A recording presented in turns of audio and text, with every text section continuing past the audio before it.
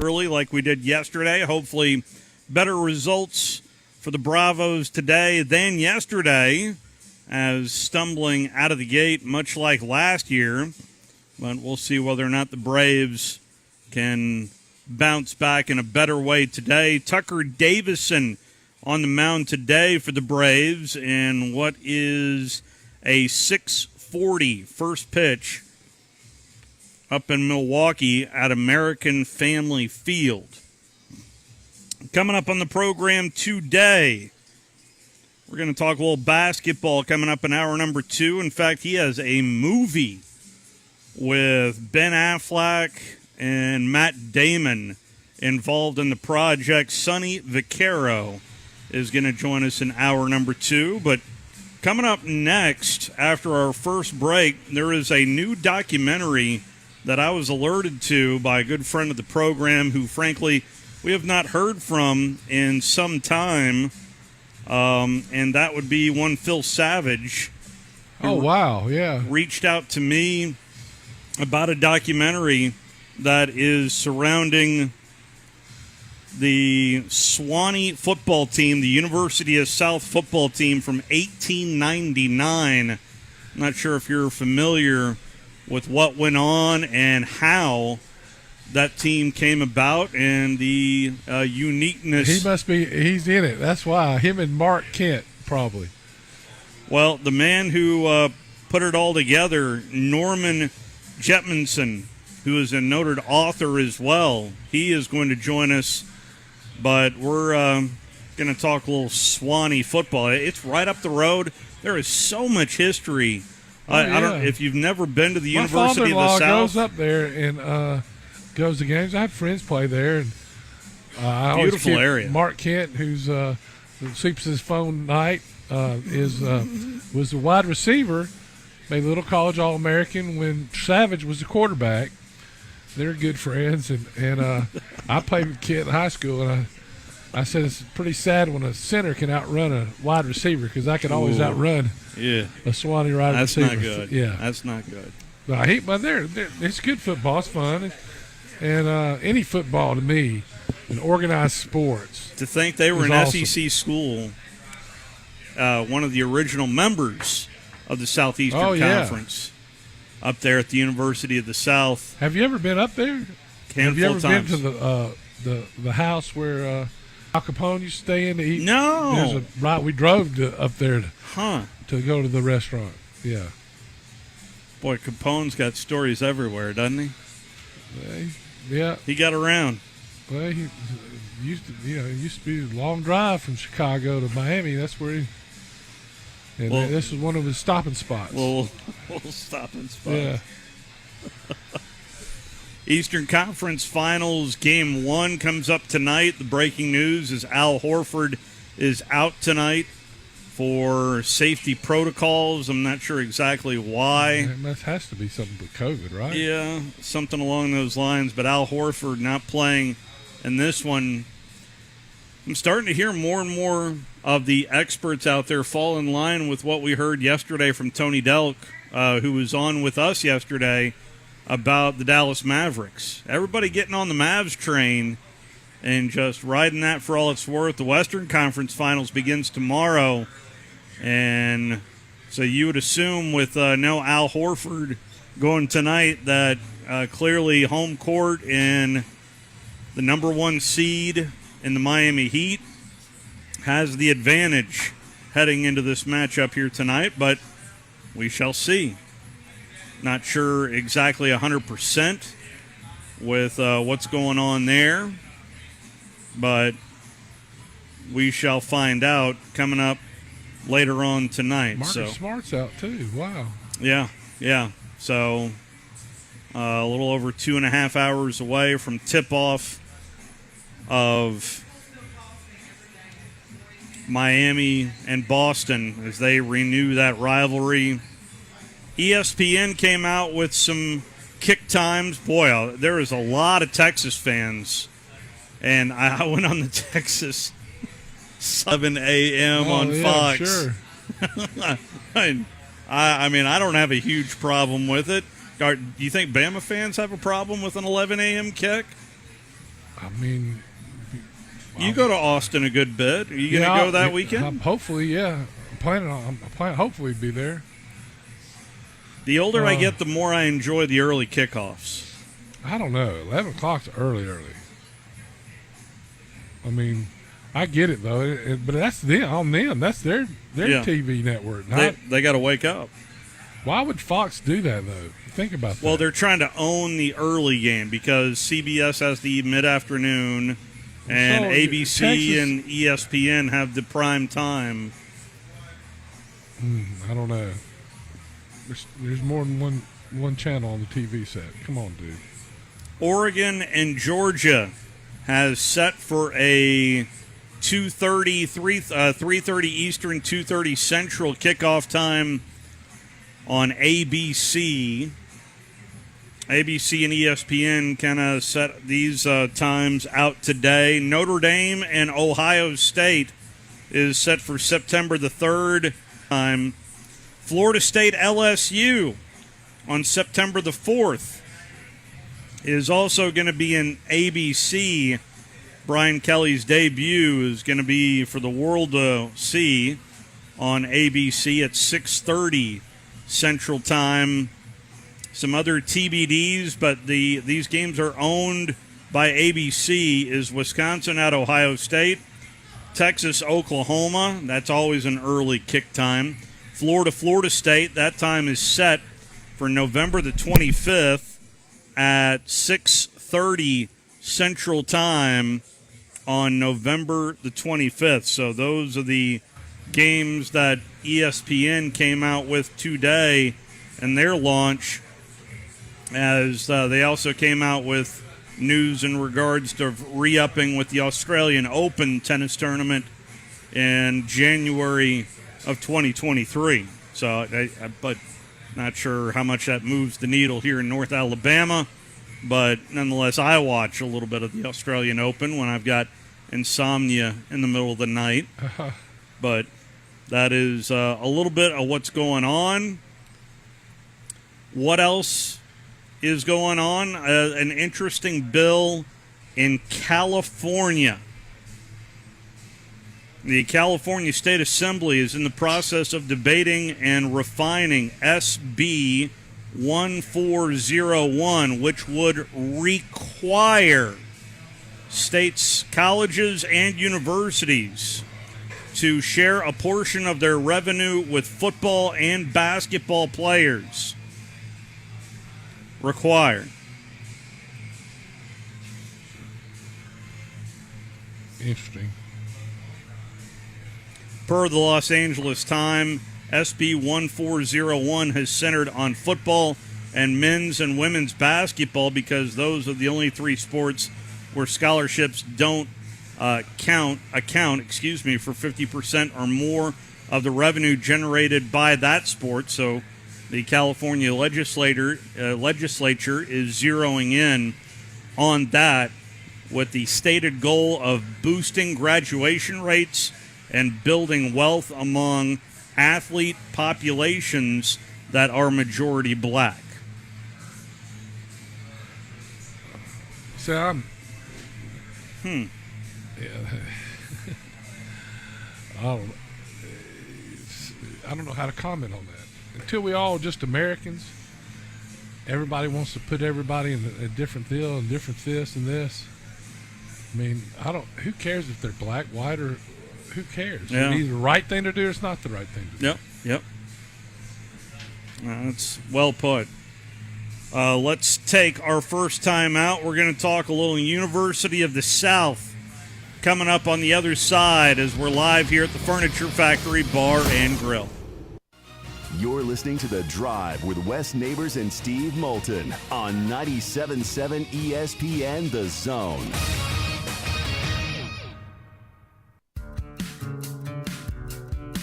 Did you know that your car, truck, or SUV may be worth over 30 or 40% more than it was last year? It's true. Bobby White back again for Woody Anderson Ford, and we'd love your trade-in for a personalized custom factory order. Anderson Ford will save you 5% off MSRP, plus you'll get any additional Ford factory rebates. Or if you need a new ride today, choose a Ford Blue Advantage certified pre-owned vehicle. We have over 100 to choose from. Our Ford Gold certified or low mileage, gently used vehicles with great warranties. They've passed a 172-point inspection by certified technicians, come with our 24-hour roadside assistance, plus a full tank of gas and a fresh oil change. At Woody Anderson Ford, whether it's a new order or a pre-owned, we promise to always do the right thing. Corner of George and Sparkman, hope to see you soon. Our customers trust us not only to find the right hardware, but to advise them on the technology that makes them more efficient. My Next Level team researches and discovers real solutions.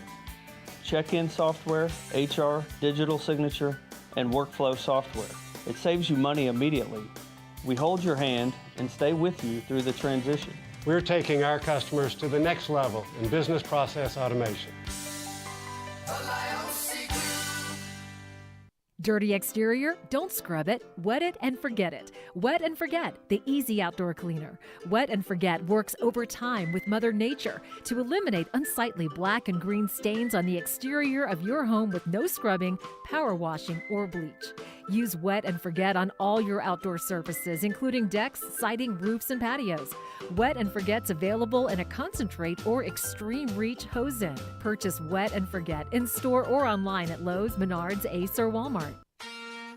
The internet is everything. Actually, everything. And with WoW Internet, everything is good. Good streaming, good shopping, good gaming. And with an extra reliable connection, it's all good all the time. Get super fast gig speed internet from WoW for only $49.99 a month. Plus get $300 on us when you sign up at Wowway.com. Wow, that's good internet. Wow. Limited to new customers with auto-pay and paperless billing. Subject to change. Terms apply. Hi, my name is Dan Aldridge. I'm here to let you know about the Aldridge Law Firm and the soon-to-be-announced Legal Town Center. I've been practicing law in Alabama since 1984, and I also practice in Tennessee. And I'm from North Alabama, and I'm here to represent you and take care of your legal needs. For many of us, hiring an attorney is not high on the priority list, and maybe a little scary. But it's something that we all need at some point. So by all means, do your homework. And if you need representation for car accident, wrongful death, medical malpractice, nursing home abuse, or estate planning, or any other matter, just give us a call at 256-534-3188. And you can email me at Dan, that is Dan at danaldridgelaw.com. Dan at danaldridgelaw.com. God bless America. No representation is made that the quality of legal services to be performed is greater than the quality of legal services performed by other lawyers. This segment of The Drive is brought to you by Woody Anderson Ford, located online at WoodyAndersonFord.com with 2 locations, Hughes Road in Madison and Jordan Lane in Huntsville.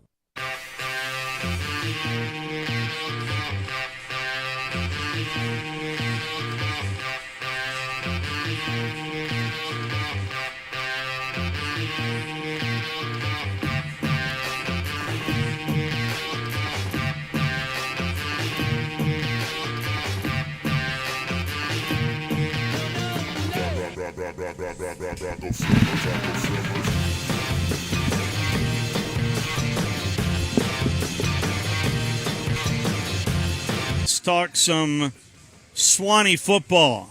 We have not done too much of that, but they are one of the original founding members of the Southeastern Conference and right up the road. A lot of history there with the Tigers, and let's talk some history with our next guest who joins us on the Neighbors Wealth Management Hotline. Norman Jetmanson is a proud alumnus of the University of the South. How are you, sir? I'm doing well. Thank you for having me on. Absolutely. Let's, I guess, educate the folks before we dive too deep into this documentary of what led you personally to the University of the South. When I was in high school, I grew up Episcopalian, which Sewanee is owned by the Episcopal Church. And I had some friends from Mobile, Alabama, where I grew up, who went to Sewanee, so I went to look at it. and got on campus and fell in love with it. So that's how I ended up in Sewanee. How did you find out about the 1899 football team? Well, it probably takes somebody hears about the team, its accomplishments, and there are remembrances of the team all over campus as well. So it's part of the DNA of Sewanee. So let's dive deeper into the documentary of how extraordinary this team was, and what did you find out you didn't know that you did find out about this team from 1899? That's a great question. When my Sewanee classmate David Cruz, who lives in Oxford, Mississippi, and I started talking about doing a documentary, we sort of agreed there's a lot of lore about the team, and we'll be glad to explore the lore. There probably won't be a lot of facts to back it up. What we found was just the reverse. The facts are better than the lore. We learned so much about this team and the players and the people who participated. It's just amazing. Everybody hears about the undefeated season and five games in 6 days, but we dug into what it took to play football then. We found letters, we found descendants, so we fleshed out this story to be much more than just facts and figures. So 5 games in 6 days. So let's go through the trek of 5 games in 6 days that started in Austin, Texas. That's right. So they left Sewanee and traveled to Austin, Texas. And let me just give you just a slight background that makes this trip even more incredible. This was a time when players played both ways. There was no forward passing. It was all running. There was very little protective gear, so it was a brutal sport. And you not only played both ways, but if you came out of the game, you could not go back in. So if you're a little gassed, a little banged up, you couldn't go take a few plays off and go back in. So you had to stay in unless you had a broken arm or leg. So it was a brutal sport and much different than what we know of as football. So with that context, they left Sewanee traveling on a train to Austin, Texas. They played Austin on Thursday and beat Texas. Then they went to a dance that night at this Texas club put on. Then they got on a train at 10 p.m. and rode all night to Houston. Then on Friday, they played Texas A&M and beat them. Then they went all night again to New Orleans, where they played Tulane on Saturday. They did take Sunday off, and then on Monday they went to Baton Rouge to play LSU, and on Tuesday they went to Memphis to play Ole Miss. 5 games in 6 days. They won by a combined score of 91-0. Wow. So, who were these guys? Wes Siebels, that was his nickname. He was the captain of the team and the halfback. In the Texas game, in the first half, you had minute halves. And instead of coming out of the game, he went to the sidelines. They put plaster of Paris on it. He not only played that the rest of the Texas game and scored 2 touchdowns, he then played the entire game against Texas A&M, took Tulane off, and played the other 2 games. And when they got to Ole Miss, the Memphis newspaper noted they called the Sewanee boys the bandaged boys in purple because they were so banged up by the end of that trip. And it noted that the coach was putting plaster of Paris on Siebel's head so he could play in that game.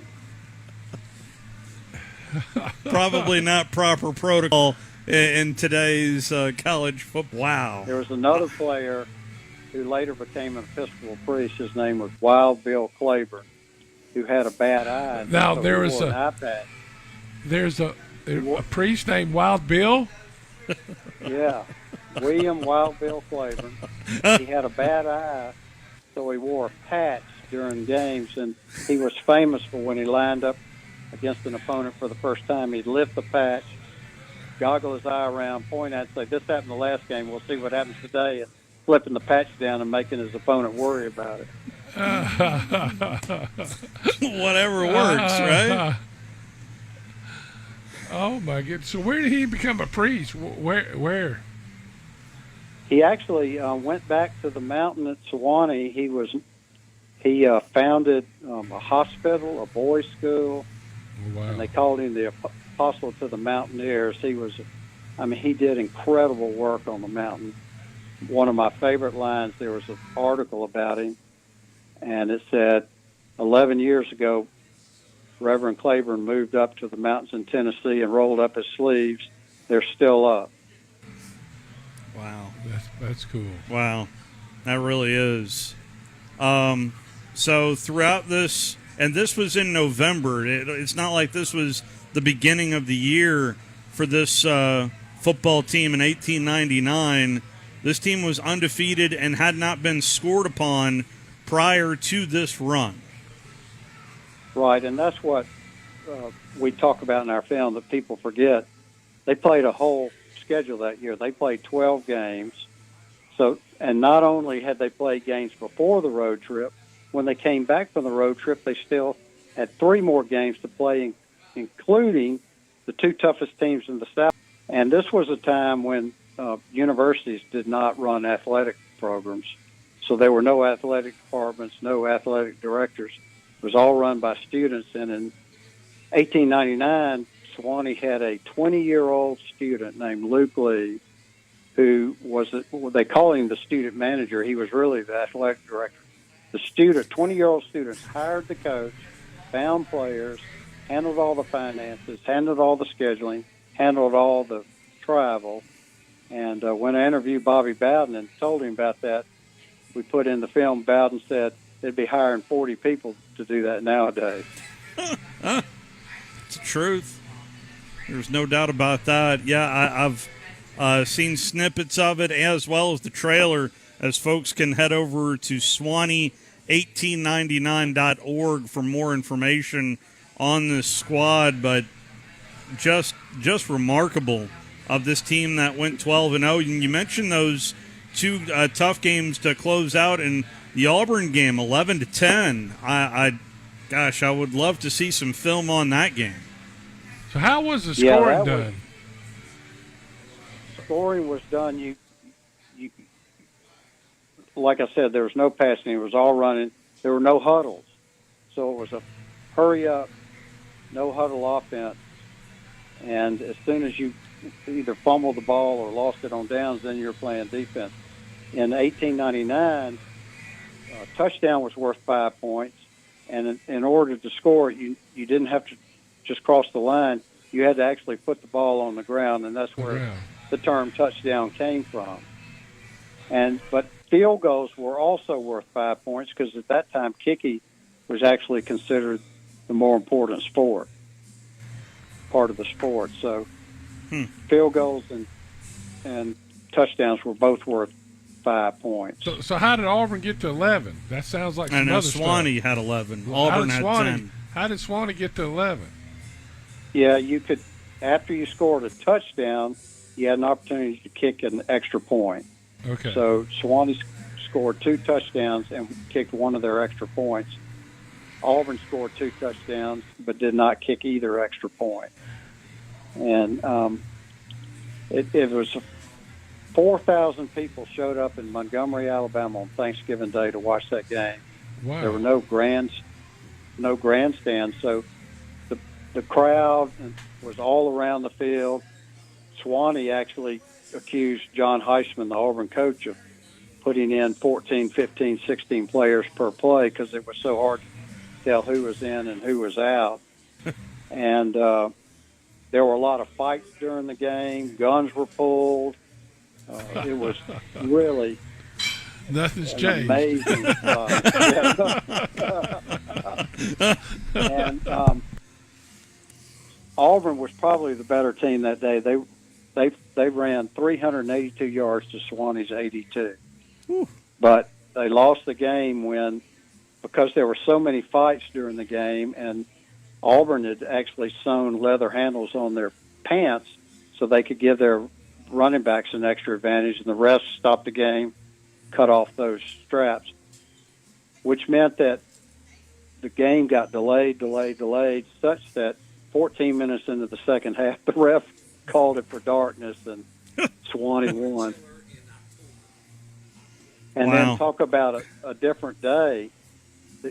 Can you imagine Nick Saban doing this today? That a couple of days after the game, Heisman wrote the Birmingham Age-Herald a long letter that they printed that said the refs had cheated them out of the game. The next day, the ref answers him and says, everybody knows that Heisman's a big crybaby. And then Heisman writes another letter, so 3 letters to the newspaper arguing about the game and who should have won. Oh, see, this was Twitter before Twitter. You just wrote letters to the editor. That must have been pure gold right there to the Montgomery newspaper. Mercy, that's quite a tale. It's hard to make up something like that, isn't it? That's what I say. The truth was better than the lore, because you wouldn't have made up stories like that. Wow. So the back to the progression of games from Texas A&M to Tulane to LSU to Ole Miss. You talked about a couple of players, but with just limited amount. Gosh, I'm trying to think of just wear and tear on the body just throughout that time frame and what that does by the time you play Ole Miss at the end of this run. That's right. It was a brutal sport back then. There were 18 or 19 deaths a year. They almost banned football until Teddy Roosevelt stepped in and saved it. So it was a very story. There's a lot to be proud of. But it's also a story of sacrifice, because the star fullback, a man named Orman Simpkins, who was probably the best player on the team, a fullback, punter, he was known as a vicious tackler on defense. After he finished playing, he had one of his legs amputated because of the brutal violence that had been done to his legs playing. And we found a letter he wrote to Claiborne in 1916. It's just heart-wrenching, saying blame Luke Lee for making him play when he was hurt. So it's a poignant, almost heartbreaking letter. Well, that's not even the end of the story. So when he was 42 years old, in the early 20s, he went into Georgetown Medical Hospital to get his other leg amputated and died on the operating table. Wow. So, but there's a stained glass memorial of him in the All Saints Chapel in Sewanee. So he's been remembered, but boy, did he ever pay a huge price for playing football. So there's no doubt that this team is well worth remembering, but the other more widely known fact that I was surprised, especially growing up here in the South and learning about the original members of the Southeastern Conference, and University of South was one of those. Why did they ultimately back out of the Southeastern Conference? Yeah, they were an original member based on their early football success. They had started playing in 1891 and for many years had winning records against the Alabamas and Auburns and Texases and Vanderbilts. And so because of that, they were asked to join the conference. By that time, though, Sewanee was a very small school and these other schools were growing. And so Sewanee went 0-37 in the SEC. And in 1940, the new answer, but only if Sewanee would leave the Southeastern Conference and play Division III, which they still do today, non-scholarship. So the boys today at Sewanee, like the 1899 team, are full-time students who just play because they love the game. Any conversation about moving up classifications, even to D2? Not. Well, let's put it this way. A couple of years ago, the athletic director at Sewanee, a good friend of mine, Mark Webb, got contacted by the athletic director at Auburn, who said, "Hey, we have a losing record against Sewanee. Can we come play you again?"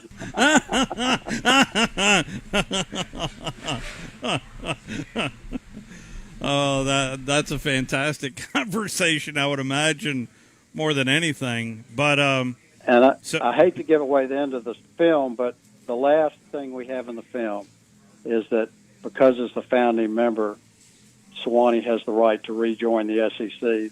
But Mark Webb, the athletic director, said it ain't going to happen. Wow. That is so cool. That is, I love history, but these guys invented the game, basically. Yeah. And, well, it's developed I'm glad you mentioned that. Sewanee was the first team in the South to travel long distances. Most teams in the South were only played 3 or 4 games because schools in the South were so far apart. Sewanee was the first team ever to show that you can travel all over and play these games, and that opened up what later became Southern football because of what Sewanee did in 1899. Wow. And we also highlight what we call the unsung heroes. There was an African-American who lived in Sewanee named Cal.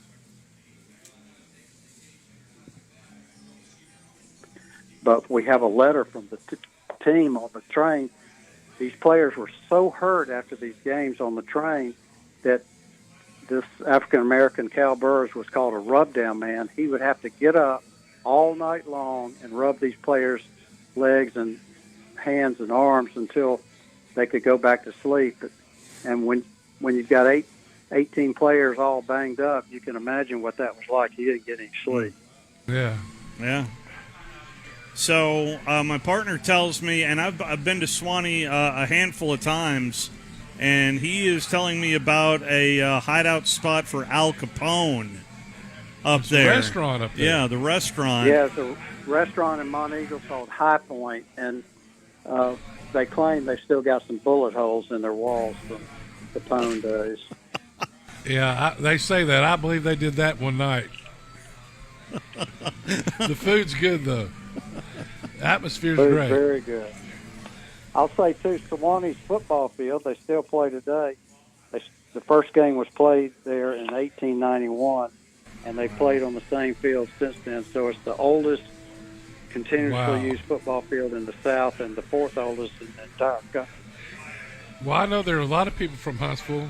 My father-in-law goes up to a game or two every year just because it's so cool and fun atmosphere. Yeah, it's nothing like it. It's just pure amateur sport there. If you could compare it maybe to Alabama or Auburn, what kind of unique atmosphere is up there at Sewanee? Well, people who think of Alabama and Auburn games would probably laugh at Sewanee. It's a small stadium, but it's sport at its best because you'll see professors there, you'll see students there, townspeople there. There'll be a group grilling hamburgers. There'll be children running around. There'll be dogs there, and it's just a real community event where people from all walks of life come to the game. And of course, because Sewanee's so small, people know most of the players personally, and the professors who teach them every week are there watching them. It's just a really unique place to watch a game. Birmingham Southern, a school that competes on the D3 level. I know they play on that schedule, but frankly, I've always wanted to go up and call a Sewanee game just to soak in the atmosphere more than anything. Well, you absolutely should, and your buddy Phil Savage played football at Sewanee, so that's right. With Mark Kent, my buddy. Firsthand. What's that? Mark Kent was the wide receiver, the guy I played in high school with. Yeah, he was. right. He was. Yeah. We got the train rolling through, probably coming from Sewanee. Yeah, it's heading north, Steve. Appropriate sound talking about the road trip. Well, we certainly appreciate you hopping on and telling us more about the documentary.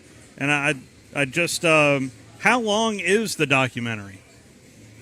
Well, if you go to our website, Sewanee1899.org, you can either buy a DVD or a streaming version, and that's about 2 hours. And we're actually working on a 90-minute version to try to get it broadcast. But the version you can buy from our website's got a little bit extra facts in it. So if you love history, it's all there. Well, we certainly appreciate you hopping on, Norman. I'll say, too, we have over a dozen original paint artists in Birmingham, Ernie Eldridge, which makes our film unique.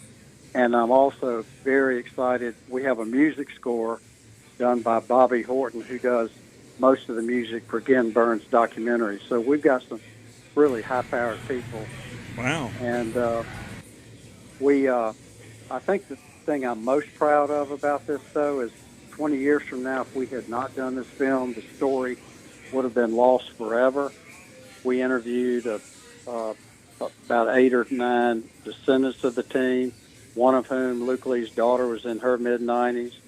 Diddy Siebel's daughter-in-law was in her mid-90s. The daughter-in-law's gone now. We interviewed Johnny Majors and Bobby Bowden. They're both gone now. So we captured some great people before this story was lost, and I'm very proud of that.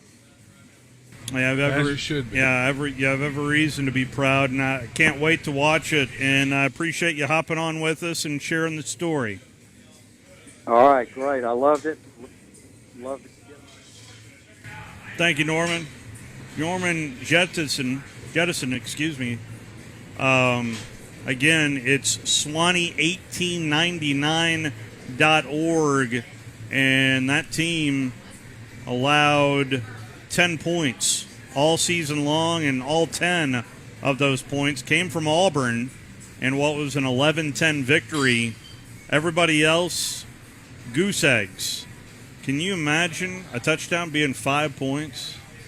And then you have to touch the ball down. On the ground, yeah. I remember that. I don't remember that. They still do that in Australian rules football. Yes, they do. So thank you so much there to Norman. And, again, you can check that out online. Let's take our final time out here of this first hour. Sonny Vaccaro is going to join us at the top of the next hour. We'll be right back. You're listening to The Drive with Wes Neighbors and Steve Moulton on 97.7 ESPN The Zone. Ann Adams with Berkshire Hathaway Rise Real Estate is the one name to know if you're buying or selling real estate. With years of low be interested in so you can save time when shopping for your new home. If you're ready to sell, Ann offers a seamless process using accurate pricing and expert negotiation skills to make sure you get a fair price for your home. Call Ann Adams today at 256-337-2625 or log on bhhsriserealestate.com. TOC Sports has been there for you. Now, you're probably asking yourself, what does that mean? It means for more than 20 years, Alabama's largest orthopedic group has been there providing coverage and care to more schools and student athletes in the Tennessee Valley than any other group. It means whether you are the star football player, the all-region volleyball ace, or someone who hurt their knee in a weekend pickup basketball game, TOC Sports physicians are proud to have the opportunity to care for all your orthopedic needs. It means for parents, coaches, athletes, desk jockeys, or even weekend warriors, TOC Sports physicians continue to meet and exceed the orthopedic and sports medicine needs of our community. But most importantly, during these challenging times, we're here for you now, and will continue to be here. So as long as there are players on the field, games to be played, and contests to be won, the orthopedic specialists from TOC Sports will be ready to help. We don't know what the future holds, but you can count on the TOC Sports team to stay committed to you, so you can stay in the game. Call 256-539-2728 today and ask to see a TOC Sports physician. Check them out online, also Facebook, Twitter, and Instagram. America First Alabama PAC is responsible for the content of this advertising. The liberals are afraid of what is coming to Washington. They're afraid of Republican Casey Wardynski. Casey Wardynski is the fearless conservative that North Alabama needs. He will stand up to the woke mob that is trying to ruin our country. And Casey Wardynski will never back down in his beliefs. Casey Wardynski answered President Trump's call and served our country as Assistant Secretary of the Army. We don't need to send weak-kneed career politicians who've sold out to the establishment to Washington. We need a Trump-tested Republican. Casey Wardynski, the only choice we have for Congress. On Tuesday, May 24th, let's scare the hell out of the liberals. Let's send Casey Wardynski to Washington. The world champs are back. The Braves are out to defend their world championship. And behind Matt Olson, Ronald Acuna, Dansby Swanson, Max Fried, and this loaded 2022 roster, a repeat is within reach. Here goes Ozzie, 2-2 on the way, hit well. Deep center field. Might have ourselves a tie ball game. You betcha. And we'll bring you every huge moment of the Braves 2022 season right here on the Atlanta Braves Radio Network. Are you in the market for a recreational vehicle? Do you want to get out and see more of this beautiful country? Well, imagine hearing the laughter of your little ones enjoying gooey s'mores by a cozy campfire and making lasting memories with your friends and family from the comfort of a new camper. We can make your dreams come true at Hall's RV. With over 15 years in the camping business, we know how to get our customers into the perfect camper. We have several models and floor plans here for you to choose from, both new and used. We're family owned and operated with fantastic deals and great service. Everyone wants to work with people they can trust, so come on down to Hall's RV and get the deal of a lifetime. We'll treat you right and get you on the road in the camper of your dreams. Visit us on Highway 431 in Albertville. Hall's RVs, where we sell fun. Or see us on the web at www.hallsrvsales.com. In 1982, Bob Baumhauer introduced Alabama to the Buffalo Wild Wing, and quite frankly, we've never been the same. Back then, it was Wings and Things in Tuscaloosa, but now, 40 years later, after 4 name changes, Baumhauer's Victory Grill is the #1 sports-themed restaurant in the state. Bob's Alabama Hot Chicken is something that has to be tried to believe, plus the new Bam Bam Chicken and the Louisiana-style Go Fish, a whitefish over rice topped with shrimp etouffee. And Baumhauer's is fighting inflation with some new affordable favorites. Visit Baumhauer's on the South Parkway today. From the Fox 54 Weather Center, I'm Chief Meteorologist Jordan Dressman. A mostly sunny sky this afternoon really is going to be a fantastic day. Temperatures climbing into the low and mid-80s, dropping into the upper 50s and lower 60s as we head into the overnight. An isolated shower is going to be possible on Wednesday. I don't want you to put too much thought into that. Most of us probably going to end up staying dry. Partly sunny sky. Temperatures hanging out in the upper 80s and lower 90s, dropping into the upper 60s as we head into the overnight. I'm Chief Meteorologist Jordan Dressman on your home for ESPN Radio, 97.7 ESPN The Zone. Your home of the SEC Baseball Tournament. 97.7 ESPN The Zone.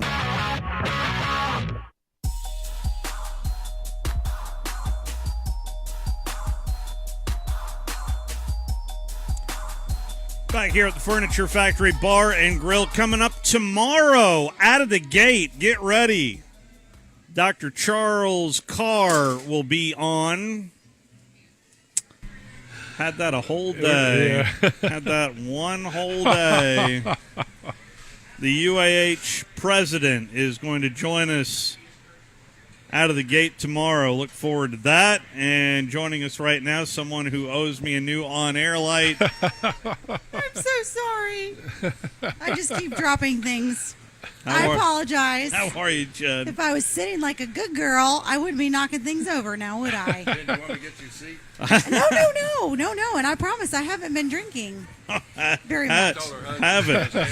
No, Smokey. It's not completely broken, but there is definitely some, yeah. Oh, I'm yeah, sorry. Yeah. Okay, well, we're all good now. I missed y'all last week. Yes, we were out last week. It's just not the same. With Keith and Chad. I'm sure they're wonderful. So they treat you all right last week? Oh, always, but, you know, it's just not something the same. familiar? Yes. I know I'm not as cute as Chad. You are? know you No, are. I'm not. Oh, my goodness. I really didn't. Did you go ask them fishing. what they were doing here? Oh, my what do you do? goodness. Yes, And what do you No, do? I've learned that lesson. No, My no. goodness. I want you to ask Tom every single time he's Yeah, here. what he does. What I'll does never he ask do? that again. No, I want you to. I Well, want you to. He wasn't the chatty kind. That is the first time I've ever heard that sentence in regards to Tom Abraham. Oh. Yeah. Anyway, He's paid to talk for a living, maybe? yeah, a little bit of a chatty Cathy. Oh. Well, then it was probably me. So, No, how's that that? was classic. That was Classic- quiet. Y'all got classic silent interview. all of a sudden. Classic interview. Classic Oh, interview. my goodness. What do you do? Well, happy So Tuesday. what do you do? So it's great to be Yeah. back at the furniture factory. It is. Oh, good. Pedro's And it's hot. Authentic Mexican Feast. Just a mere 12 minutes away That's exactly right. As, They're serving it up as we talk. as we're sneaking up on birthday number 2000 I know, right? for Pedro. Oh, but he came in cheerful tonight, and he's got a little smile on his face and a twinkle in his toe. I had me the Cuban. I didn't do lunch today, so There you go. the Cuban, There you go. hard to beat. Hard to beat. Well, I'm glad. Well, we're gearing up for a good week this week. So what do we got going on? Oh, well, Wild West Wednesday's coming up after karaoke tonight. That'll Wild be fun. West Wednesday tomorrow. Yes, we got to hit that Is hard. that Yellowstone Wednesday or It Wild? is. It is. We still have the bowl coming because that's pretty popular these days. Everybody likes to see how long they can stay on that bowl. You should come. You know, it's not my thing Yeah. because if you have the real ones, why would you ever do that? Yeah, don't you love the fact that she's trying to convince other people, it's not my thing, but you should come? That's right. And you know, No, people I like saw that. a bunch of video of people that night. Yes, absolutely they having a love blast. that Yeah. bowl. You know who That needs night. to hop on the bull? Drudy Armin. Drudy Armin absolutely it needs to come by. And Okay. Well, you know, we it's always a fun night on Wednesday night. We got all that line dancing, great country band. It's just super fun on Wednesdays. so karaoke tonight. Yes. Wild West Wednesday. Wednesdays. Yes. Tomorrow. And then Thursday's our bike night. Yep. We love our bikers and Yeah, our there's fusion barbecue. They're super fun. But you don't have to be on a bike to come. There's a lot No, of people no, here. It's a no. lot of fun. Oh, yes, yes, yes. A lot of cool bikes. Too. Our meal is Yes, amazing. a lot of pretty girls. Yeah. Oh, biker chicks are beautiful girls in their own way. Yes. In their own way. Yeah. No, and we have a anyway. good time. That's true. That's right. It's a lot of fun.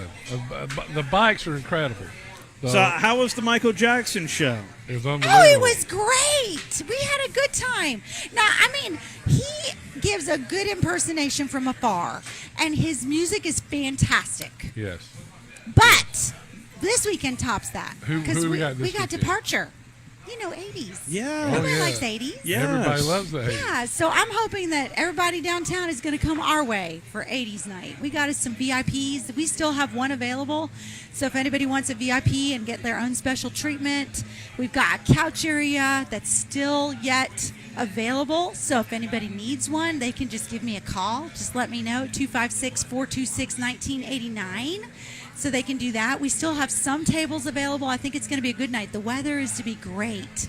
So we're We're hoping. number one. Huntsville's number one. Yes, Number did you see one that this in week? the nation. Unbelievable. Yeah. Number one place to live is right It's here. here. Yes. We knew that already, though. I was going to Didn't say, we? we've known that a Didn't long we? time, hadn't we? Yeah, but no better place to celebrate.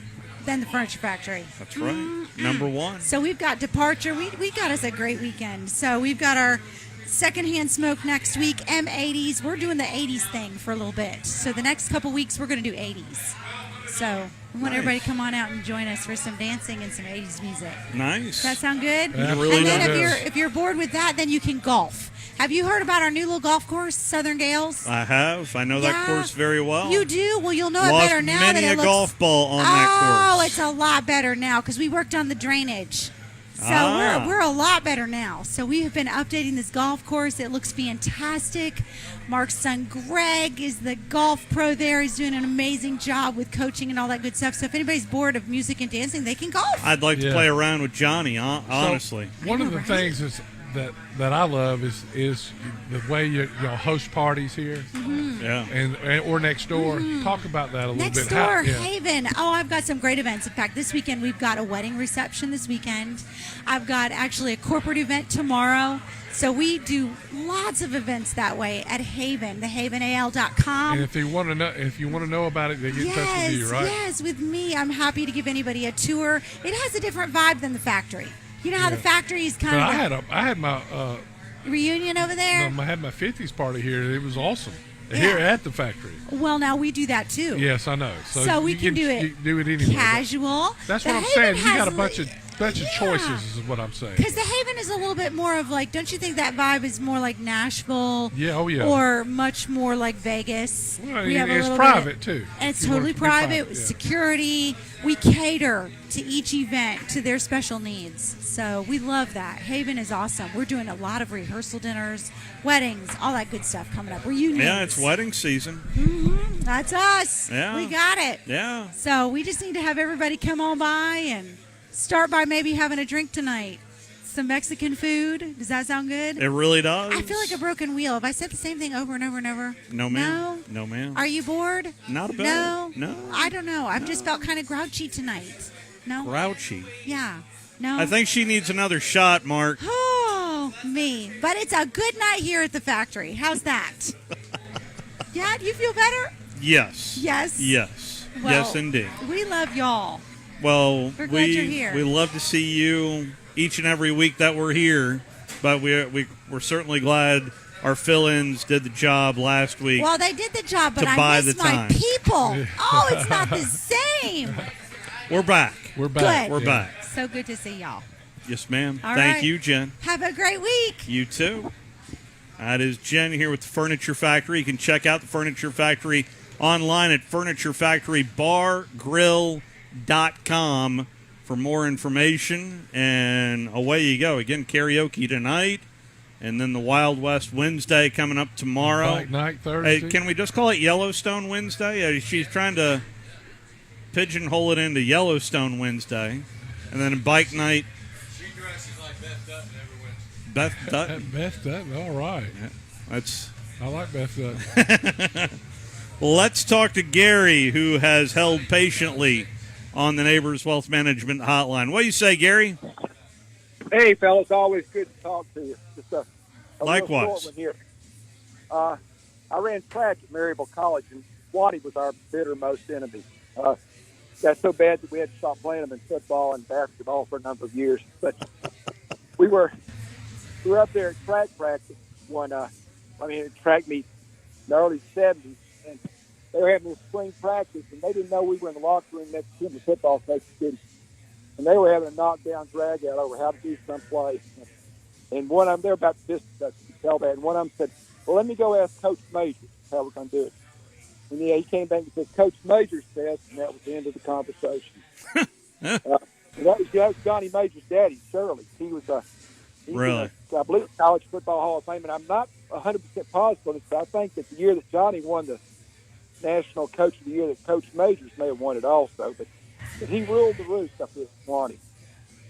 Well, we had Coach Majors on 2 or 3 times, Yeah. and he talked about his prowess up in that neck of the woods. Oh, it's a beautiful place.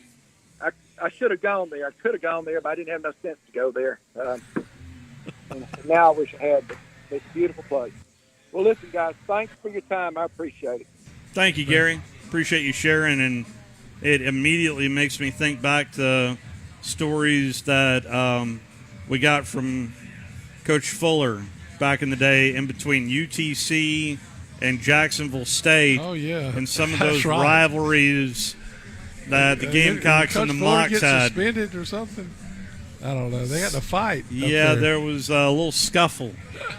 I remember there was a little scuffle at the end of one of the UTC Jacksonville State games, probably worthy of a 30 for 30 locally to be done in that direction. But anyway, so we've had a fairly full hour number 1. Game day, college game day. Where will we see college game day in 2022? And at least according to Football Scoop, that they would be surprised if we did not see game day in week 1 for Notre Dame at Ohio State, even though Oregon and Georgia's I don't blame them for that. Notre Dame at Ohio State. Some others to be on the lookout for: Alabama at Texas in week 2. It's hard to do it if it's an 11 o'clock start, isn't it? It's, that big noon kickoff. Yeah, they usually end right at 11 to go into their early game. That's usually kind of their C game, right, in their block before their prime time. Some others that are on the radar include Oklahoma at Nebraska in week 3 of September 17th. September 24th is kind of up for grabs. They're looking at TCU at SMU, which, they're always trying for the obscure ones. Week 6, Texas A&M at Alabama. We'll see. Some other SEC potential landing spots. Doesn't this all depend on how these teams are doing? Oh, yeah. Week 8, Ole Miss at LSU. Maybe. That's got some storylines to it. Georgia at Kentucky in November. Something to look at for week 12. Well, something to talk about on the other side is a movie up on the big screen featuring our next guest, Sonny Vaccaro.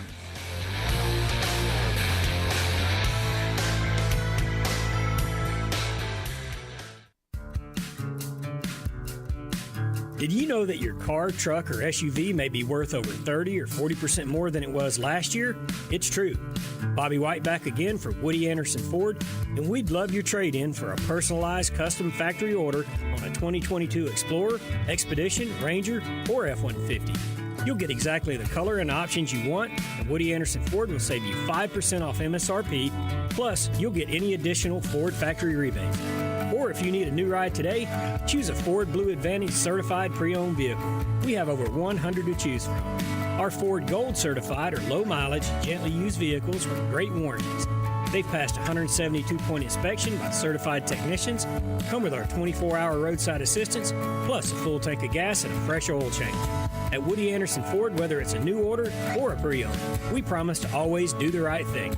Corner of George and Sparkman, hope to see you soon. WZZN, Union Grove, Huntsville, Alabama. 97.7 ESPN, The Zone. This is SportsCenter. I'm Steve Lennox. Celtics Heat open up the Eastern Conference Finals with Game 1 in Miami tonight. Celtics are going to be without both Al Horford and Marcus Smart. Horford right now in the league's health and safety protocol. Smart dealing with right foot sprain. ESPN NBA analyst Richard Jefferson on what the Celtics lose with Smart not being available. For Marcus Smart, he's more than just their best defender. He's a quarterback. He's a communicator. He's an energy guy. All of those things go into Defensive Player of the Year. So to lose him, even on the bench, and yes, they have won games earlier in this postseason without him, but not against the Miami Heat, not against the team that was the #1 seed going into this postseason.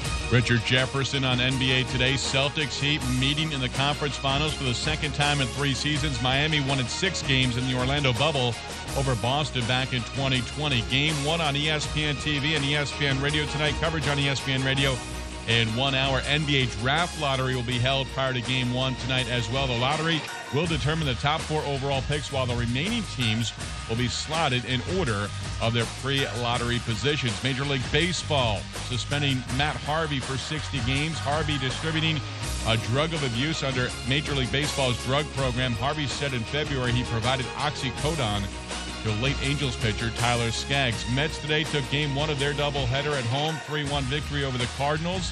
White Sox flanked the Royals 3-0 in the opener of their doubleheader. Dodgers 4 home runs and a 7-6 win in Los Angeles over the Arizona Diamondbacks.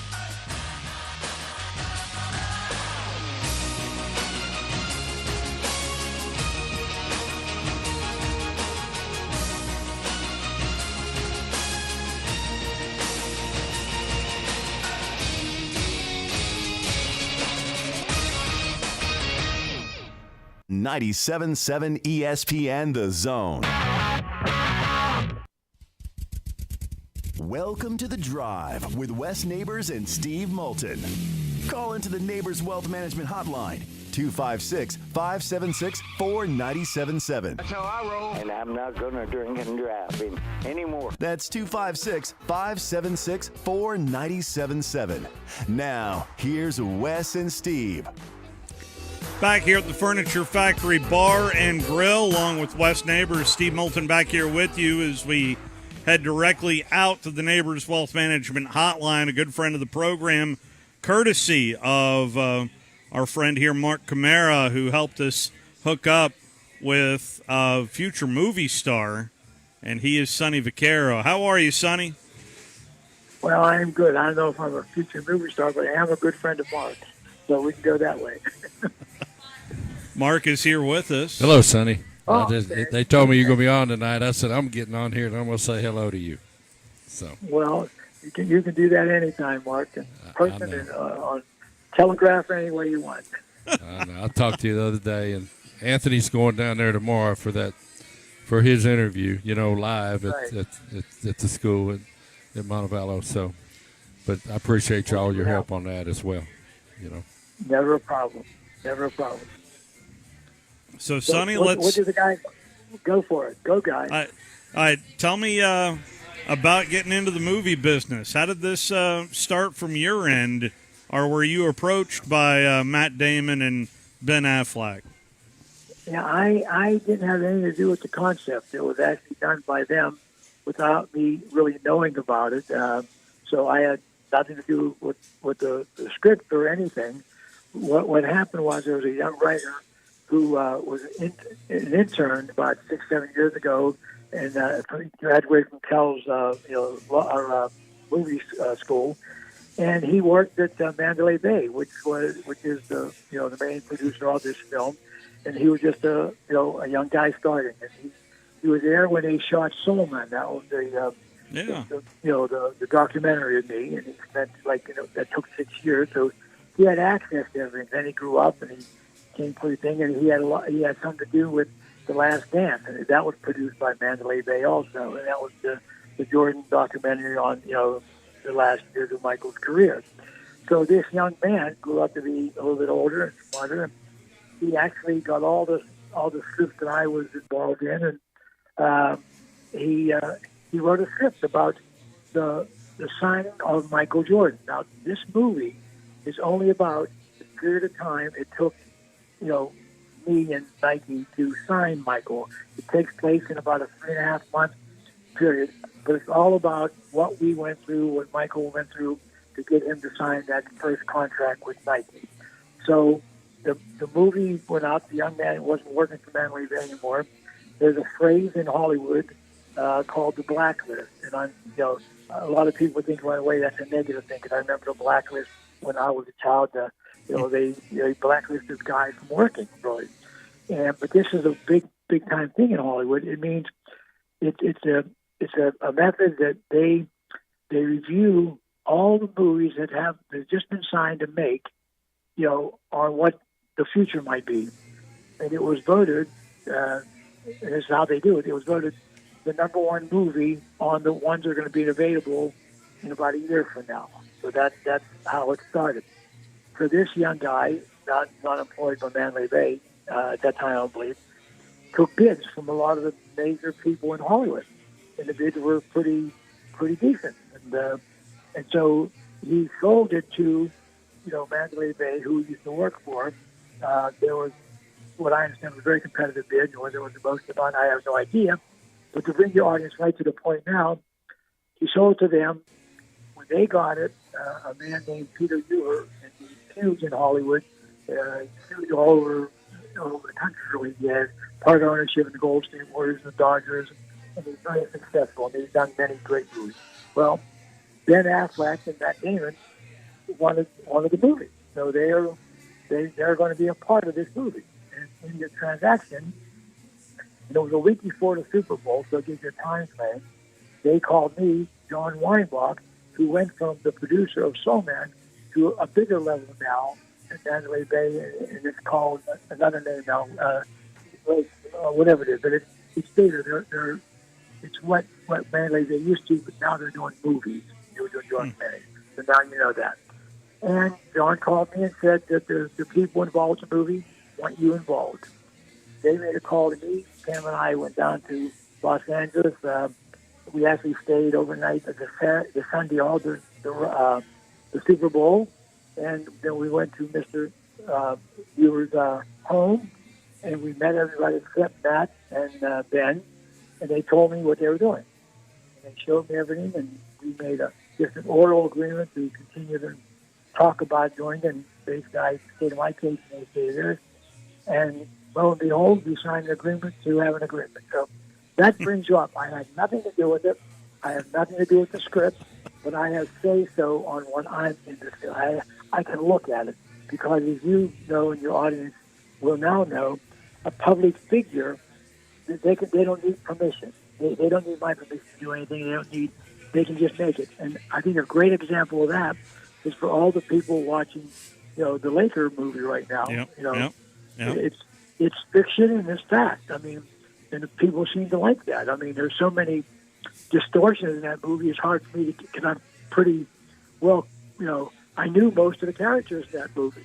And a lot of the stuff wasn't really right. And one thing I'll stand for was a Jerry Westnick, and I think your audience, if they watch this at all, Jerry was maligned in a lot of ways. He may have had difficulty with some things, but some of the things were portrayed, at least in my lifetime of knowing Jerry.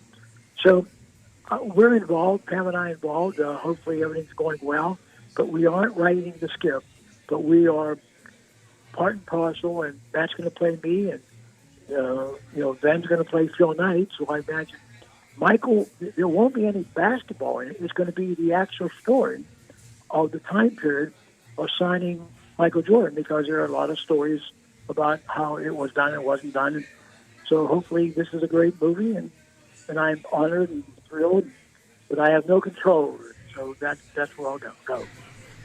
Sonny, do you remember the first time you met Michael Jordan? And if you do, what was that experience like? The first time I ever met him was Tony Romo's restaurant to ask him if I could talk to him about Nike. I never knew Michael. He didn't play. We didn't have camps like the ABC camps that Mark knows so well about. It didn't start until '84, so it started the year after Michael was really there that I took over and Nike took over that. He didn't play in my round ball classic because, and people don't want to admit this, but Michael wasn't the best high school player. There were some pretty decent guys in that class, and and history isn't allowed to be played before it happens. So Michael did play in the McDonald's game, which he should have won the MVP, but he didn't because the kid, the Mather won it. But so I never met Michael to that first day. That's the irony of the whole story. It wasn't like and Nike wasn't worn by North Carolina, as everybody knows. They were a Converse school. I only knew Michael Jordan from watching the Georgetown and North Carolina Final Four game, and I was at that game, Pam and I just saw what he did at Georgetown. And Mark will be able to talk about, I have a pretty good feel for whatever it is, and it's unaccountable for. I can't tell you, and I don't want to waste 10 minutes of your audience time, but I knew then, and how the hell would I have known, watching that game in college 2 or 3 years before that when he was only a freshman, that someday I would be asked to sign him to a shoe contract worth millions of dollars. There was no knowledge, so there was no predetermination in my mind. So go ahead, you're done. I personally, Sonny, would go ahead, Wes. Well, I just want to say that this changed marketing. Oh my gosh, for the world. Yeah. This contract that you did with Michael Jordan changed marketing and how it's done for the world. I mean, did you foresee this being what it was? No, and I think anybody would be a concrete liar if they did or could. But what I do know, and what Nike asked me to do, and the reason I was in the room at the La Hermitage Hotel in Beverly Hills with Rob Strausser to present the contract to David Falk, not the first meeting, because I was the only guy from Nike at that first meeting. That's ironic, right? George Raveling was there also, but he was just a coach that wore Nike, and he was at the thing. He's the one arranged for Rudy Washington to bring Michael to meet me. But I was the only one. And there was a meeting about a month prior to that, right after the NCAA tournament, that Nike had to step up their thinker. They were going to go under. The only thing that was successful at that time was a college program that Mark's very familiar with. They never did promotion. So the only thing I can tell, there was no way, but I did know one thing, and I'll say this on your station. I must have thought a hell of a lot about it because we only had $500,000 to work with, and Rob Strasser, who turned out to be one of my greatest friends in life, asked me if I'd bet my job on it. Of course, I wasn't making any money to begin with. In 1984, I certainly wasn't. I was using my ingenuity to get $500 a month, I think, from Nike as an advisor up until a year or two before that, until the basketball program. And just so we all understand, in 1984, all 4 teams were in the Final Four. And Georgetown won national championships, and Jimmy Valvano's team won. So we were pretty damn recognizable, but we still weren't selling shoes. So that's what. So your question is the $100 billion question. There's no question that if Michael doesn't sign with Nike, he would always been one of the greatest players ever to play. There's no question. But when you're talking about marketing, and it's not because I'm a genius, it's because I had the right intuitiveness to understand that this kid is capable without any logical explanation. But it changed marketing. There's no question about it. There were never signature shoes.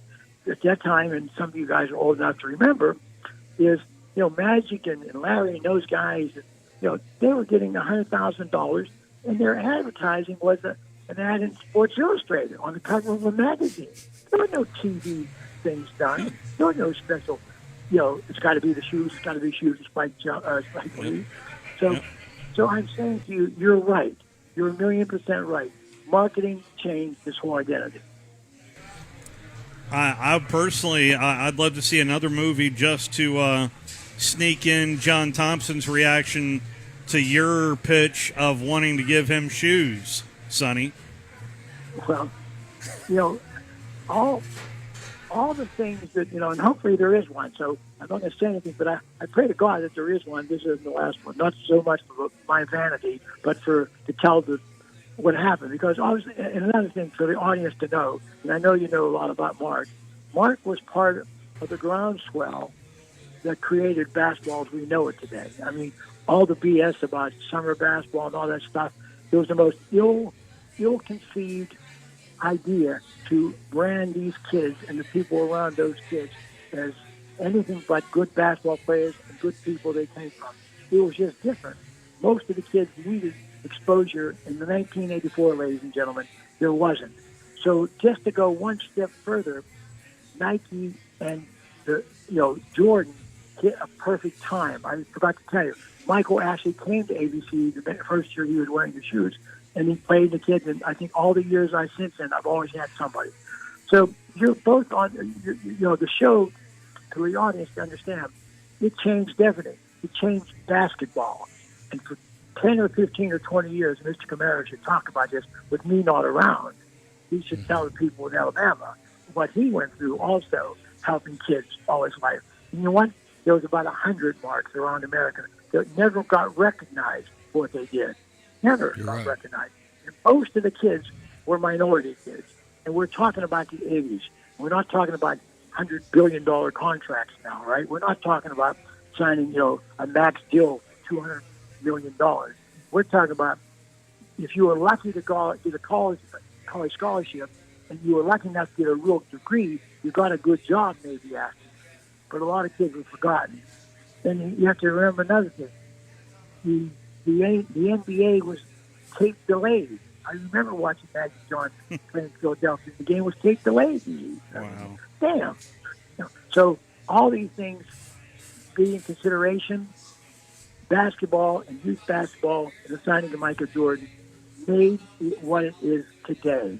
And that's what, hopefully, when I leave this earth and people like you guys with great shows around the country and they're disciples of what Mark did and hundreds of other guys, basically they're the reason basketball is this way.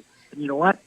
Very few of them were able to get out of the way of whatever was happening in the 80s and 90s. So I got a little bit off from what you're asking, but I'm saying to you, Jordan was the major change. Basketball all followed Michael. And again, Michael comes to camp. Kobe comes to camp. All the great kids would come to camp. Then others, when I left to go to another company, we had 2 people. Then when I left to go to the third company, we had more kids playing summer basketball than do anything in America today. And one time, Mark Camara, they wouldn't even let me have the damn tournament in Las Vegas. And in fact, when the first started, no one was going to. They was going to local tournaments in Arizona or New York, wherever the city was. But very few things were happening in Alabama and Arkansas, Mark, in Florida in those days. Why? Because 99% of kids were, minorities. They were black kids. Let's be honest about that.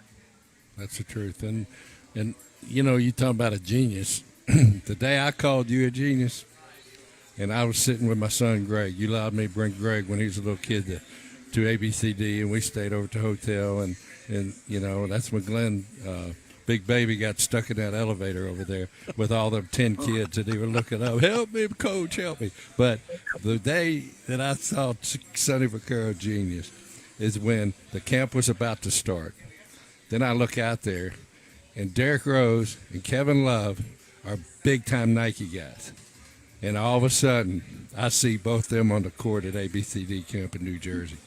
I said, holy smokes, how did he do this, And it was amazing, Sonny, to get those guys. It was just, they wanted to play against the best. And you had a camp that let everybody play. It was a family. It wasn't orchestrated. It wasn't planned out. It wasn't like a robot, You let them guys go at it, and you put the best against the best, and you had a band over in the corner and a DJ over here, and it was just like there ought to be a movie about it. BCD at Farley Dickinson University, like I've ever seen. And so, what was that like, Mark? Well, I mean, how many teams were there? It wasn't teams; it was players. Just players. Yes, and Sonny would have these players. Have his group of of his people that would invite these high major kids and some unmade. I mean, Sonny had the eye for it, and there was some that played at night. Tracy McGrady wasn't even known.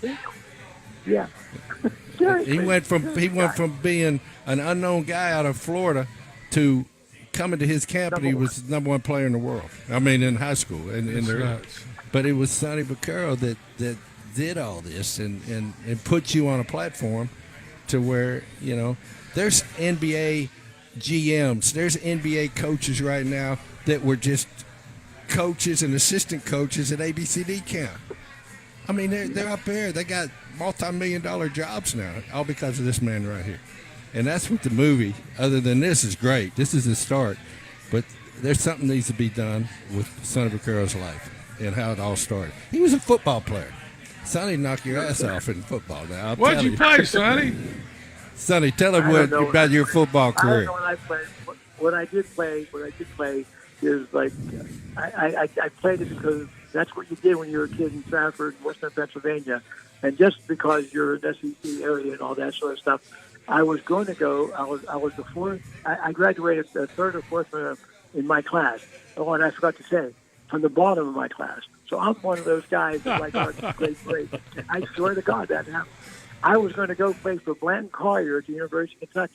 They offered me a football scholarship, and I really was best, I guess, at that time of my life in baseball.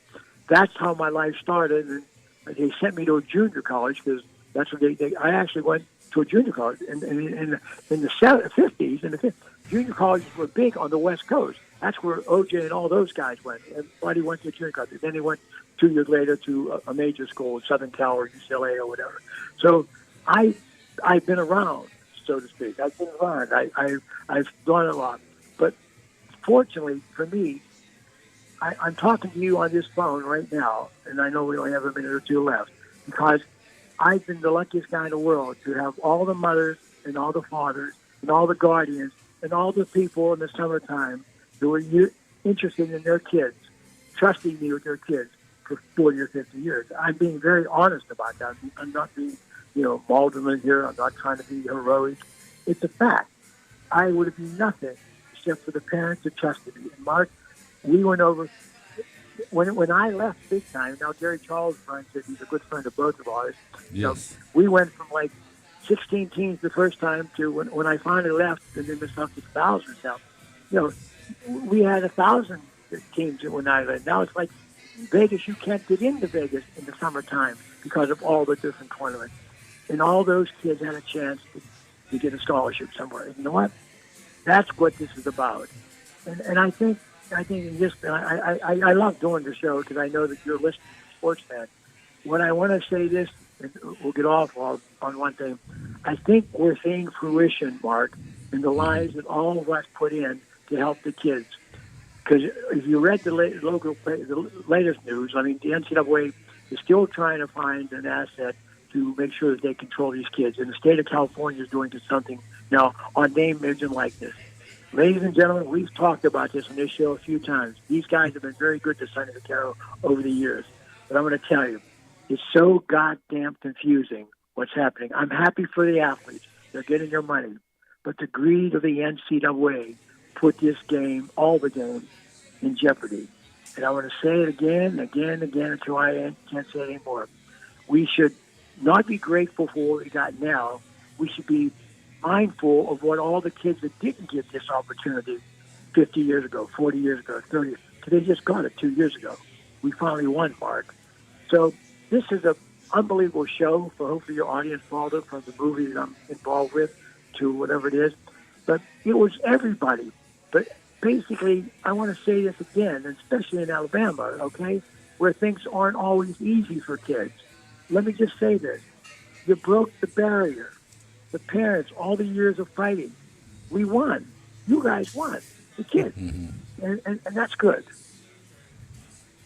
I got to ask, at least, you mentioned about Winning Time, that documentary. Well, I guess it's loosely based on the original events around the rise of the Lakers with Dr. Jerry Buss. And so the part with Jerry Tarkanian in the mob hit, I know. Was that accurate or not accurate? Let me say this. I knew Jerry personally until he died. I knew Vic Weiss personally, the guy that put in I know the whole story. So I can't give you the end result, but I can tell your audience this. Vic, obviously we know, Vic was murdered, thrown in there, okay? And we know the murder wasn't the guy on the street. It wasn't some crazy fanatical guy running around with a gun. He put the guy in the trunk. So we know that they had a plan to do something. Only thing I can derive, and I don't know the answer to this, some people with the motive that they wanted could not let Mr. Weiss live any longer. For whatever reason it was, the only thing that they leave you hanging with is, and I thought it was brilliant in this part of the movie, when Buss went to Vic's wife, offered her his condolences and said, "You killed my son." Well, or my husband. Well, only thing I know is it may not have been him with the gun, or may not have been another guy with the gun, but somebody with the gun had a reason to throw him in the trunk. It wasn't just a murder on the street. So I don't know the answer, and I'm not going to be put against the wall on that, but I can tell you what, there were some people involved all over the country at that era, right? That have a lot of power to do a lot of things. You just don't throw a guy in the trunk unless you know where in the hell you're going. It's a fair point. Very good point. My brief interactions with Mr. West, that's the one big issue. You've already referenced it, Sonny. He's as nice of an individual in my handful of times of, I kind of get awestruck, honestly, every time I see the logo, just because that's Jerry West. That's good. Do we all have idiosyncrasies? Yes. Yes, but he wasn't that person. I know he didn't throw a goddamn chair through the glass. I know where it was. They didn't have windows on their rooms. All the things that he was like a wild man. Was he competitive? Yeah. But that was malign. And you can't do anything about it. You really can't. You watch fiction and fact every day. I don't know what to say about it, but it is entertaining but I'm going to say something that may not hit your audience the right way. It's in a very salacious way, though. There's more sex in that thing than the Playboy Bonnet money home party.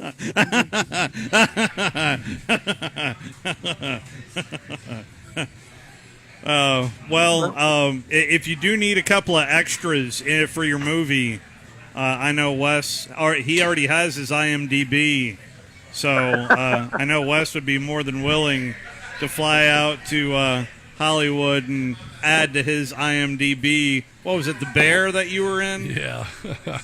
With Gary Busey? Oh, my God, that's right. You did tell me that. Well, Mark is a master of many, many things. There's no question about it. And all these things are like secret. Like, he is not braggadocio at all. He's a very humble person. I mean, he really is. I mean, I'll never forget the first day, I think, Mike White or somebody who walked in with Mike Wilson. We were living in Quebec at that time. It was always about the kid he was talking about. Mark had a great affinity, and sometimes right and sometimes wrong, but all the time he was honest, because he believed in the kid. Most of the guys Mark brought to me during those years were pretty damn good basketball players, but they needed basketball to help them get out of where they were. And Mark, I don't think he ever brought somebody who went to Yale. That's not a negative thing. I'm just saying Mark worked where you had to work to help kids, where they needed help. And that goes without saying. And he likes to play golf. He likes to do all these things. I never knew that. And he has a great family. That I do know also. So, and you guys are great. I mean, it's always been a pleasure, and hopefully it's not the last time we talk. But that needs to be said. And I think when this thing comes and they open up there a little bit longer, or I'm allowed to talk more about it, we can go into good. There's some really good stories that haven't been told yet that I'd like to talk to you guys, because you've always been good to me. But this has been a great afternoon. Thank you so much, Sonny. Sonny, say hello to Pam for me, please. I definitely will. And if you guys can send me this show, I'm going to make sure the right people hear it, too. I'm going to get this thing passed on. Yes, sir. Happy to do so. Right. Thank you, Sonny. Sonny. Okay. Thanks. That is Sonny Vaccaro. One of a kind, to say the least. Let's take our first time out. Hop on the line on the other side if you'd like to. We'll be right back. Log on today, 977ESPN.com. You're listening to The Drive with Wes Neighbors and Steve Moulton on 97.7 ESPN The Zone. The world champs are back. The Braves are out to defend their world championship. And behind Matt Olson, Ronald Acuna, Dansby Swanson, Max Fried, and this loaded 2022 roster, a repeat is within reach. Here goes Ozzie, 2-2 on the way, hit well. Deep center field. Might have ourselves a tie ball game. You betcha. And we'll bring you every huge moment of the Braves 2022 season right here on the Atlanta Braves Radio Network.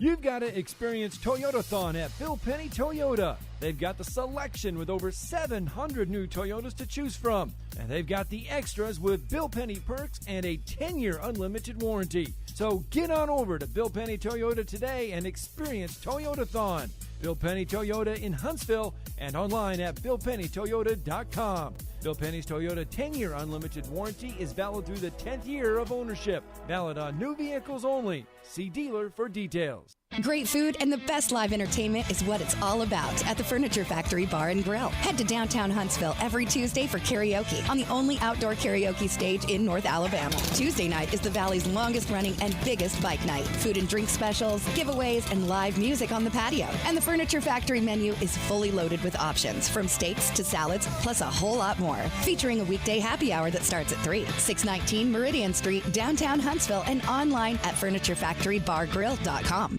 When I chose a garage door company, I did my homework. I needed Precision Overhead Garage Door Service. They have a 5-star Google rating. I checked their reviews and liked what their customers had to say. Precision Overhead Garage Door has lifetime warranty packages. Same-day service if I call before 2 p.m. If they can't make it the same day, my service call fee the next day is waived. They did a 25-point safety inspection on the door and operator. Now that's peace of mind. Residential, commercial, and gate services. Precision Overhead Garage Door Service. Call 256-400-4500.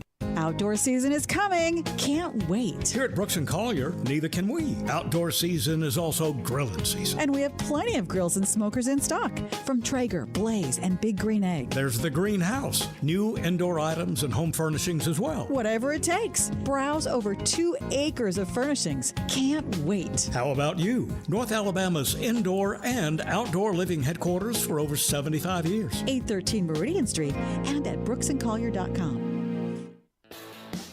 At Bad Daddy's Burger Bar, people call the award-winning burgers totally insane, which is a compliment because Bad Daddy's Burgers are just that, chef-inspired expressions of pure burger amazingness built with premium Angus beef. They're bold and they're bad. Pair one with one of their signature cocktails or assortment of local craft brews. Bad Daddy's Burger Bar, 2317 Memorial Parkway. Check out our menu and even order online at BadDaddy'sBurgerBar.com.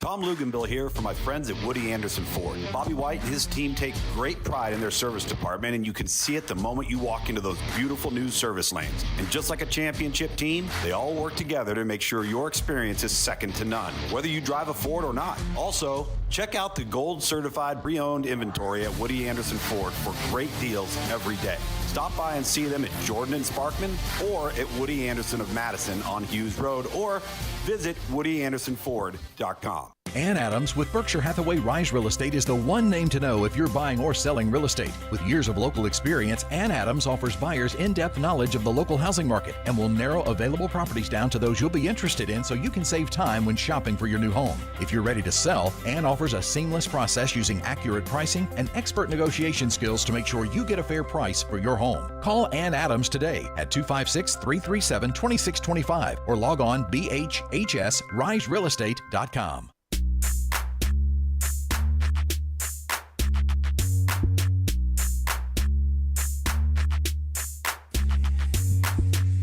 If you've missed any portion of today's program, you can head over to our website, 977ESPN.com, 977ESPN.com. Happy birthday. Well, we don't often do happy birthday shout-outs, but happy birthday to John Koncak. If you know that name, then you're of a certain age. John Koncak turns 59 today. So Koncak, back in the day, this is 1989, was an unrestricted free agent. And then in a contract dispute with the Atlanta Hawks had a chance to match an offer from the Detroit Pistons. And as a result, the Hawks matched an offer from the Detroit Pistons, who were later said that they made the offer to John Koncak just to see if the Hawks would match the offer. The Hawks did match the offer. It was a 6-year, $13 million contract, and his name would forever be changed to John Contract. But he was a reserve basketball player. He wasn't that good. And, yeah, but happy birthday to John Koncak, who again turns 59, hails from Cedar Rapids, Iowa. Shout out there to Scott Tyson. Final call for phone calls as we are counting down to first pitch, with the Braves and the Brewers going to try to join that close to first pitches. That is 4 minutes away as the Braves look to bounce back. In fact, the Braves going to send on the hill. I had it in front of me, and it went away. Let me see if I can't pull it up one more time to let you know that the Braves starter is Tucker Davison. Tucker's numbers on the year not so hot. but this is his first start of the brand new season. But out of the bullpen, he's 0-0 with a 16.88 ERA. So hopefully that ERA is going to go in one direction, and that is down. It can't go up. They won't last that Never long. say never. Ronald Acuna, I am happy to report, back in the lineup for the Braves tonight. And incidentally, coming up tomorrow, a 12:10 first pitch. That means I think we're going to cut off 5 minutes of the big dog tomorrow. But some day baseball for you tomorrow as well. Max Fried is on the mound for the Braves tomorrow for a 12:10 first pitch, as Braves baseball once again taking center stage as we wind down the college game final weekend. And it's a big weekend for the Alabama Crimson Tide as they try to secure their spot in the SEC baseball tournament, a vital weekend that begins on Thursday with a 6 o'clock first pitch on Thursday. We'll have an abbreviated show from Baumhauer's Victory Grill coming up on Thursday as Alabama is at home to Arkansas. Then on Friday, since I am your program director here for this said radio station, on Friday, the NCAA softball tournament begins. There is a Tuscaloosa regional yet again for Patrick Murphy's squad.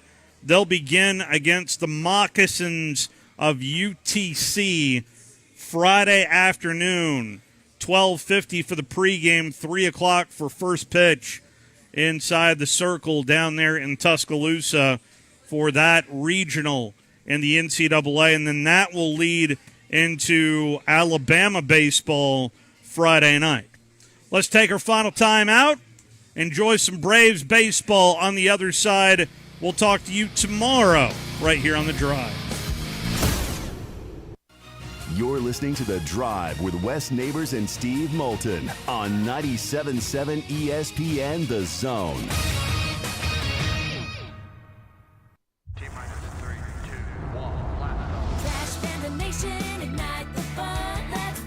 The Trash Pandas are back for 6 games at Toyota Field starting Tuesday, May 24th against the Tennessee Smokies. The week's promotions include an Izzy Wilson bobblehead giveaway on Tuesday, Armed Forces Night on Thursday, and a Trash Pandas camo cap giveaway on Sunday. Get your tickets for all the fun now at TrashPandasBaseball.com.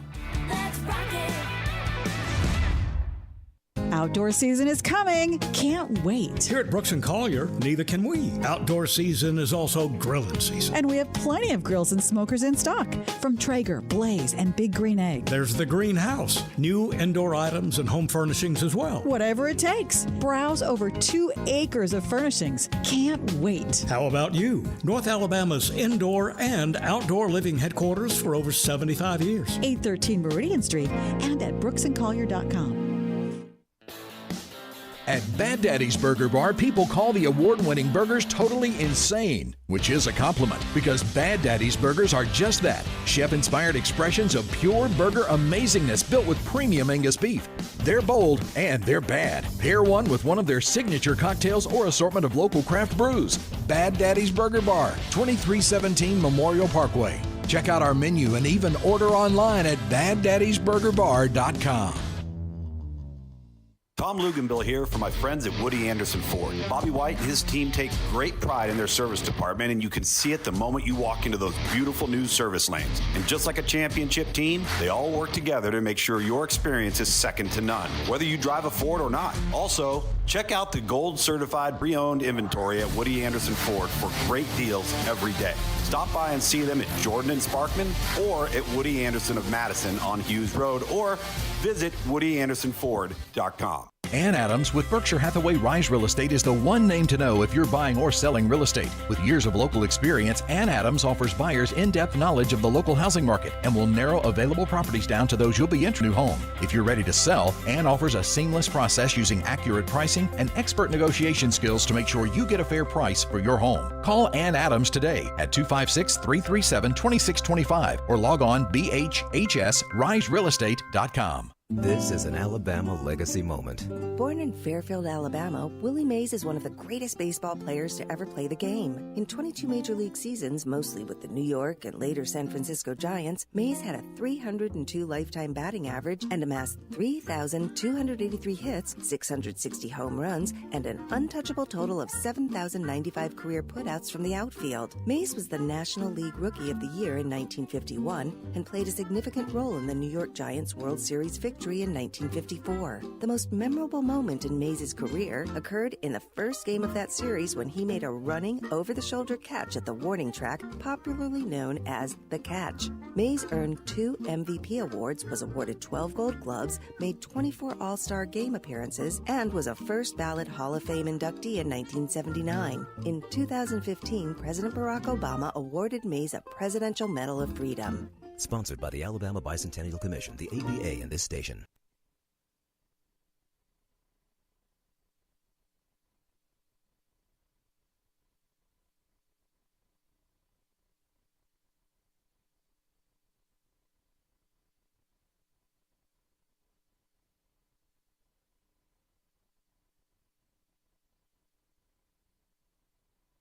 TOC Sports has been there for you. Now, you're probably asking yourself, what does that mean?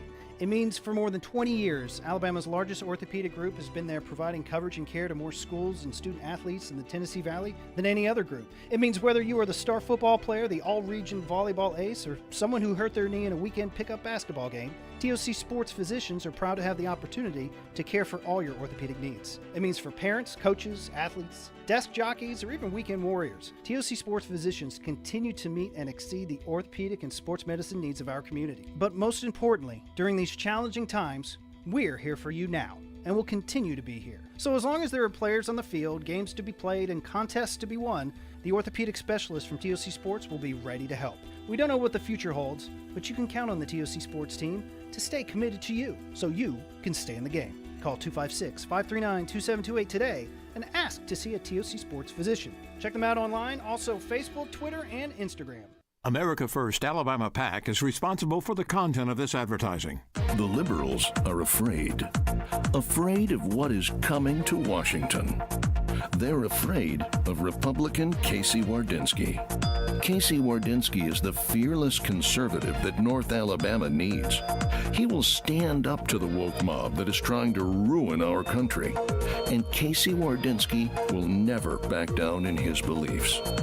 Casey Wardynski answered President Trump's call and served our country as Assistant Secretary of the Army.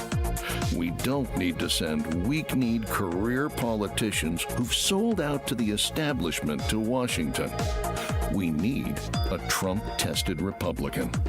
Casey Wardynski, the only choice we have for Congress. On Tuesday, May 24th, let's scare the hell out of the liberals. Let's send Casey Wardynski to Washington. 97.7 ESPN The Zone. Quickly pounced on it. And a 2-ball, no strike count on Matt Olson. Braves saw Hauser in the postseason last year. He had 2 relief appearances. He got the win in Game 1. He took the loss in Game 3. And both decisions out of the bullpen. Dad was a high school coach as he was growing up there